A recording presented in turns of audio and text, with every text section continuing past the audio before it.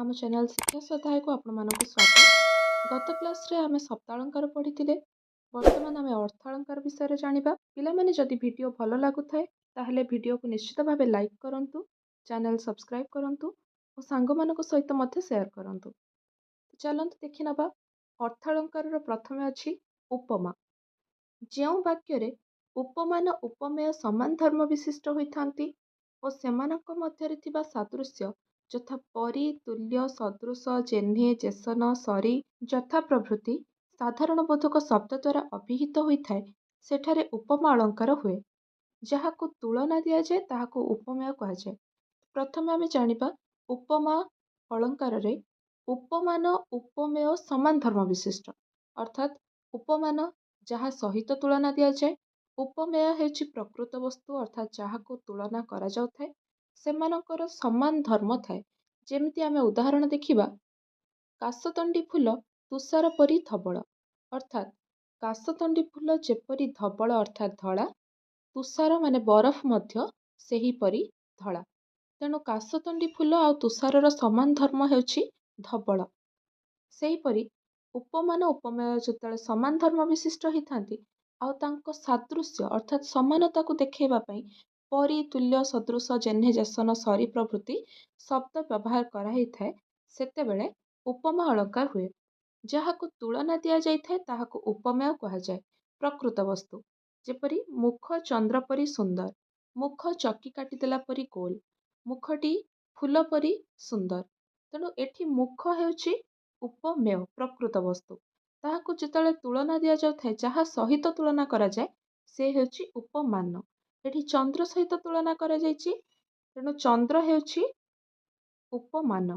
ଏଠି ମୁଖ ହେଉଛି ଉପମେୟ, ଯାହା ସହିତ ତୁଳନା କରାଯାଏ, ଏବଂ ଚନ୍ଦ୍ର ହେଉଛି ଉପମାନ। ସାଧାରଣତଃ ପ୍ରାକୃତିକ ସୌନ୍ଦର୍ଯ୍ୟ ବିଭବ କିମ୍ବା ଅଧିକ ଗୁଣ ବିଶିଷ୍ଟ ବସ୍ତୁକୁ ଉପମାନ ଭାବେ ଗ୍ରହଣ କରାଯାଇଥାଏ। ଏଠାରେ ଚନ୍ଦ୍ର ବହୁଗୁଣ ବିଶିଷ୍ଟ ହୋଇଥିବାରୁ ଉପମାନ। ତେଣୁ ଲକ୍ଷ୍ୟ କରିବ, ପ୍ରକୃତ ବସ୍ତୁ ସବୁବେଳେ ସ୍ଥିର ରୁହେ, ଉପମାନ ଯାହା ଥାଏ ସବୁବେଳେ ବଦଳୁଥାଏ। ମୁଖ ସ୍ଥିର ରହିଛି, ମୁଖର ତୁଳନା ବିଭିନ୍ନ ବସ୍ତୁ ସହିତ ଦିଆଯାଉଛି, ତେଣୁ ମୁଖ ହେଉଛି ଉପମେୟ ଏବଂ ଯାହା ସହିତ ଆମେ ତୁଳନା କରୁଛୁ ସେସବୁ ହେଉଛି ଉପମାନ। ଉପମେୟ ଓ ଉପମାନକୁ ଯେଉଁ ସାଧାରଣ ଗୁଣ ହେତୁ ତୁଳନା କରାଯାଏ ତାକୁ ସାଧାରଣ ଧର୍ମ କହନ୍ତି। ସାଧାରଣ ଗୁଣ ଯେମିତି ଚନ୍ଦ୍ର ମଧ୍ୟ ସୁନ୍ଦର, ମୁଖ ମଧ୍ୟ ସୁନ୍ଦର, ତେଣୁ ସୁନ୍ଦର ହେଉଛି ସାଧାରଣ ଧର୍ମ। ଉପରଲିଖିତ ବାକ୍ୟରେ ମୁଖ ଓ ଚନ୍ଦ୍ରର ସାଧାରଣ ଗୁଣ ହେଉଛି ସୌନ୍ଦର୍ଯ୍ୟ। ଉପମେୟ ଓ ଉପମାନ ମଧ୍ୟରେ ଥିବା ସାଧାରଣ ଧର୍ମକୁ ଶବ୍ଦ ସଂଯୋଗ କରେ ଅଥବା ସେମାନଙ୍କ ସାଦୃଶ୍ୟକୁ ପ୍ରକାଶ କରେ, ତାହାକୁ ଉପମାବାଚକ ଶବ୍ଦ କୁହାଯାଏ। ଉପମାବାଚକ ଶବ୍ଦ ହେଉଛି ପରି, ଜେହ୍ନେ, ଯଥା, ସଦୃଶ, ତୁଲ୍ୟ, ଯେସନ ପ୍ରଭୃତି ଉପମାବାଚକ ଶବ୍ଦ। ତେଣୁ ଗୋଟିଏ ଆମେ ଉଦାହରଣ ଦେଖିନେବା।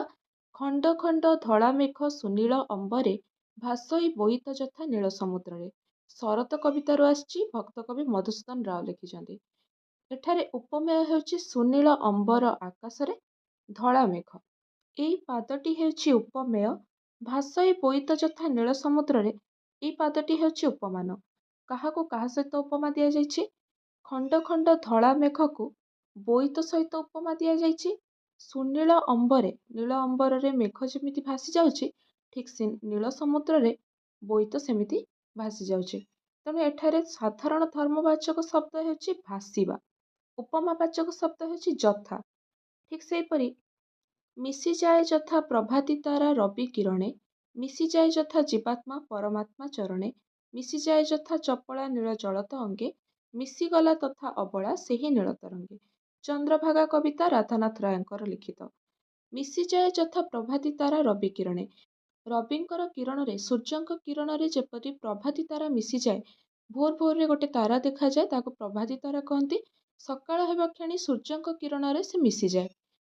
ମିଶିଯାଏ ଯଥା ଜୀବାତ୍ମା ପରମାତ୍ମା ଚରଣେ। ପରମାତ୍ମାଙ୍କ ଚରଣରେ ଜୀବାତ୍ମା ଯେପରି ମିଶିଯାଏ। ମିଶିଯାଏ ଯଥା ଚପଳା ନୀଳ ଜଳତ ଅଙ୍ଗେ। ନୀଳ ଜଳତ, ନୀଳ ମେଘରୁ ଯେମିତି ଚପଳା ସୃଷ୍ଟି ହୁଏ, ଚପଳା ଅର୍ଥାତ୍ ବିଜୁଳି, ବିଜୁଳି ସୃଷ୍ଟି ହେଇକି ପୁଣି ଜଳତରେ ମିଶିଯାଏ, ମେଘରେ ମିଶିଯାଏ, ଠିକ୍ ସେହିପରି ଅବଳା ଯିଏକି ଝିଅଟି ନୀଳ ତରଙ୍ଗରେ ମିଶିଯାଇଛି। ନୀଳ ସମୁଦ୍ର ଭିତରକୁ ଡେଇଁ ପଡ଼ିଛି ଆଉ ସେଇ ତରଙ୍ଗରେ ଅବଳାଟି ଲୀନ ହେଇଯାଉଛି, ତାହାକୁ ଏଠାରେ ଉପମା ଦିଆଯାଇଛି। ଏଠାରେ ଉପମେୟ ହେଉଛି ଅବଳା। ଅବଳା ଯେଉଁ ନୀଳ ତରଙ୍ଗରେ ମିଶିବାକୁ ଉପମା ଦିଆଗଲା। ପ୍ରଭାତୀ ତାରା, ଜୀବାତ୍ମା, ଚପଳା ଏହିସବୁ ସହିତ ଉପମା ଦିଆଗଲା। ତେଣୁ ଏମାନେ ହେଉଛନ୍ତି ଉପମାନ। ପ୍ରକୃତ ବସ୍ତୁ ହେଉଛି ଅବଳା। ସାଧାରଣ ଧର୍ମ ହେଉଛି ଲୀନ ହେବା ବା ମିଶିଯିବା। ଉପମାବାଚକ ଶବ୍ଦ ହେଉଛି ଯଥା, ତଥା। ଏଠି ଯଥା ଏବଂ ତଥା ହେଉଛି ଉପମାବାଚକ ଶବ୍ଦ। ଏହି ପଦରେ ଗୋଟିଏ ଉପମା ପାଇଁ ତିନୋଟି ଉପମାନ ରହିଛି। ଏହା ମାଳୋପମାର ଉଦାହରଣ। ମାଳୋପମା ଅର୍ଥାତ୍ ଉପମା ଅଧିକ ଥିବ ଯେଉଁଠାରେ ସେଠାରେ ମାଳୋପମା ହୁଏ। ବର୍ତ୍ତମାନ ଉତ୍ପ୍ରେକ୍ଷା ଅଳଙ୍କାର ଦେଖିବା। ପ୍ରକୃତ ବସ୍ତୁରେ ଅପ୍ରକୃତ ବସ୍ତୁର ସମ୍ଭାବନା ବା ତର୍କଣା କରାଗଲେ ଉତ୍ପ୍ରେକ୍ଷା ଅଳଙ୍କାର ହୁଏ। ଏହି ଅଳଙ୍କାରରେ କି, ସତେକି, ସିନା, ସତେ, ଅବା, କିବା, ବା, ବୋଧେ ପ୍ରଭୃତି ଉତ୍ପ୍ରେକ୍ଷାବାଚକ ଶବ୍ଦ ବ୍ୟବହୃତ ହୋଇଥାଏ। ପ୍ରକୃତ ବସ୍ତୁ ଅର୍ଥାତ୍ ଉପମେୟରେ ଅପ୍ରକୃତ ବସ୍ତୁ ଅର୍ଥାତ୍ ଉପମାନର ସମ୍ଭାବନା ଥିଲେ, ସମ୍ଭାବନା ହେଉଥିଲେ ଆମେ ତାକୁ ଉତ୍ପ୍ରେକ୍ଷା ଅଳଙ୍କାର କହିବା। ଉଦାହରଣ ସ୍ୱରୂପ ଶ୍ଵେତାଙ୍ଗ ଚଢ଼େଇ କୁହା ସମୁଦ୍ଗତ, ନିରଭେଦି କିବା ଉଠେ ଐରାବତ। ଚିଲିକା କାବ୍ୟରୁ ଆସିଛି ରାଧାନାଥ ରାୟଙ୍କ ଦ୍ୱାରା ଲିଖିତ। ଶ୍ଵେତାଙ୍ଗ ଚଢ଼େଇ କୁହା ସମୁଦ୍ଗତ ଅର୍ଥାତ୍ ଗୋଟିଏ ପର୍ବତ ଅଛି, ଚଢ଼େଇ କୁହା ପର୍ବତ। ଚଢ଼େଇଙ୍କ ମଳରେ ସେ ପର୍ବତଟି ଧଳା ହୋଇଯାଇଛି। ତାର ଦୃଶ୍ୟ ସହିତ ବର୍ଣ୍ଣନା କରାଯାଉଛି ନିରଭେଦି କିବା ଉଠେ ଐରାବତ। ଐରାବତ ହସ୍ତୀ ଜଳଭେଦି ଉଠିଲା ଭଳି ଠିକ୍ ଶ୍ଵେତାଙ୍ଗ ଚଢ଼େଇ କୁହା ପର୍ବତ ସମୁଦ୍ର ଭିତରୁ ବାହାରିଅଛି। ଏଠାରେ ଉପମେୟରେ ଅର୍ଥାତ୍ ଏହି ଶ୍ଵେତାଙ୍ଗ ଚଢ଼େଇ କୁହା ପର୍ବତ ହେଉଛି ଉପମେୟ। ତା ସହିତ ଉପମାନ ଅର୍ଥାତ୍ ଐରାବତ ହସ୍ତୀ ଜଳଭେଦ କରି ଉଠିଲା ଭଳି ତାର ଯେଉଁ ଉପମାନ ଦିଆଯାଇଛି, ଏହି ଉପମାନ ହେଉଛି ସମ୍ଭାବନା କରାଯାଇଛି, ଉପମାନର ତର୍କଣା କରାଯାଇଛି। ତେଣୁ ଏଠାରେ ଉତ୍ପ୍ରେକ୍ଷା ଅଳଙ୍କାର ହୋଇଛି।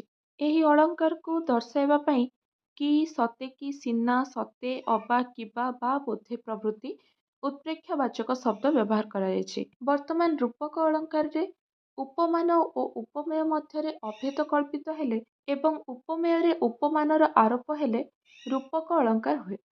ଉପମା ଅଳଙ୍କାରରେ ଉପମାନ ଉପମେୟ ଉଭୟର ସାଦୃଶ୍ୟ ବର୍ଣ୍ଣନା କରାଯାଇଥାଏ। ରୂପକ ଅଳଙ୍କାରରେ ଉପମାନ ଉପମେୟର ଅଭେଦ କଳ୍ପନା କରାଯାଇଥାଏ। ତେଣୁ ଏଠାରେ ଉପମା ଅଳଙ୍କାରରେ ସାଦୃଶ୍ୟ କଥିତ ହେଲା, ରୂପକ ଅଳଙ୍କାରରେ ଅଭେଦ ମାନେ ଉପମାନ ଆଉ ଉପମେୟରେ କିଛି ଭେଦ ନାହିଁ। ଉଦାହରଣ ଦେଖିବା।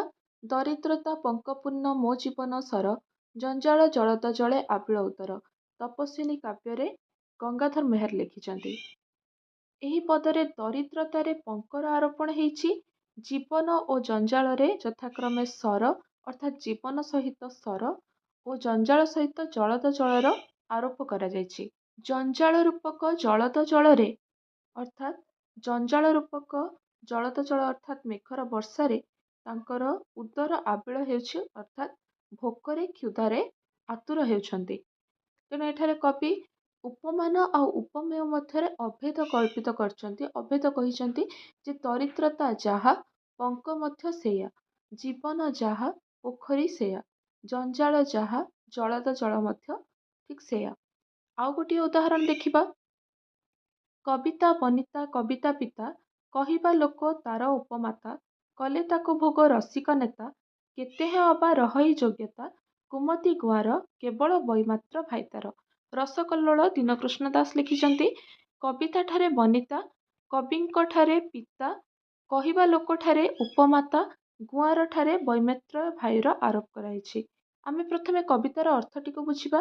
କବିତା, ବନିତା, କବିତା, ପିତା ଅର୍ଥାତ୍ କବିତା ଆଉ ବନିତା।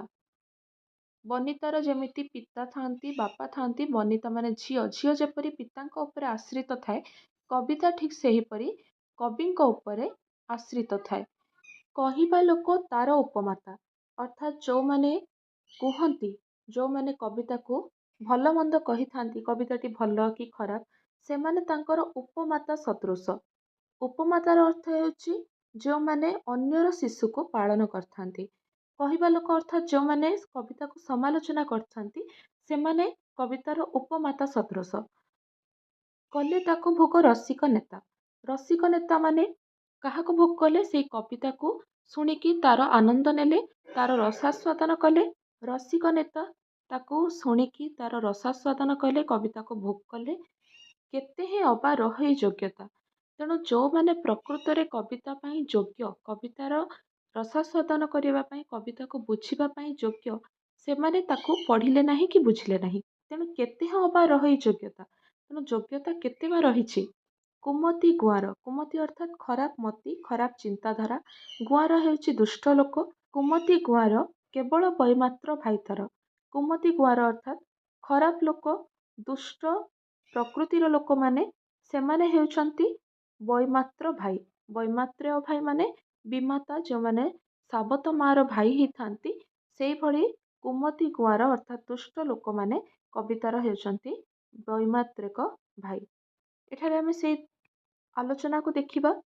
କବିତା ଠାରେ ବନିତା, କବିଙ୍କ ଠାରେ ପିତା, କହିବା ଲୋକଠାରେ ଉପମାତା, ଅର୍ଥାତ୍ କବିତା ଯାହା ବନିତା ସେୟା।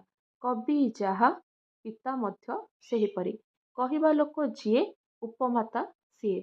ଗୁଆଁର ଯିଏ, ବୈମାତ୍ର ଭାଇ ମଧ୍ୟ ସିଏ।